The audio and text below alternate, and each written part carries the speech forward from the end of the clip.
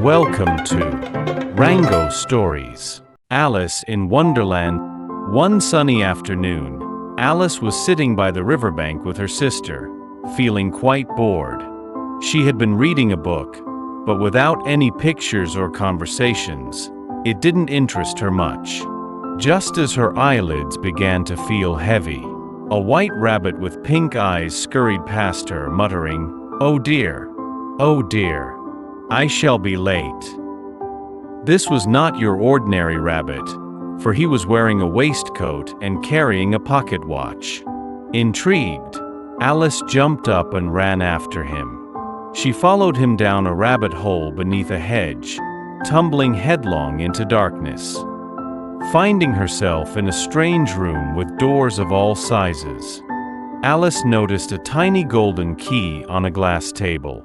Beside the key, she found a bottle labeled, "Drink me." Without hesitation, Alice took a sip. Instantly, she shrank down to the size of a doll. Now she could pass through the door and explore the garden. She had left the key on the table, which was now far out of reach. As Alice wandered through Wonderland, she met peculiar characters. She encountered the Cheshire Cat, a grinning feline who could appear and disappear at will. He told Alice that everyone in Wonderland was mad, including himself and her.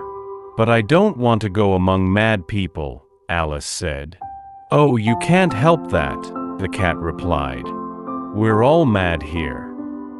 Alice then found herself at the Mad Hatter's tea party, where the Hatter, the March Hare, and the sleepy Dormouse were in the middle of a chaotic, never-ending tea. The Hatter offered Alice tea, but there were no clean cups, and they kept moving around the table in confusion.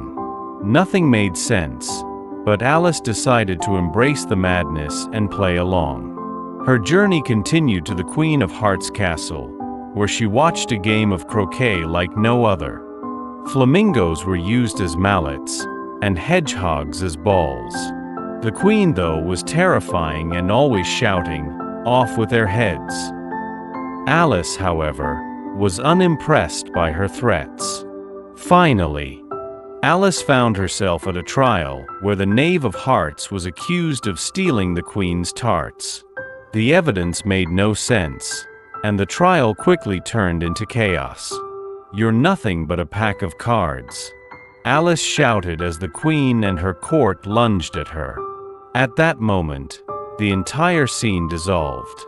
Alice awoke by the riverbank, her sister still reading beside her. It had all been a dream. Or had it?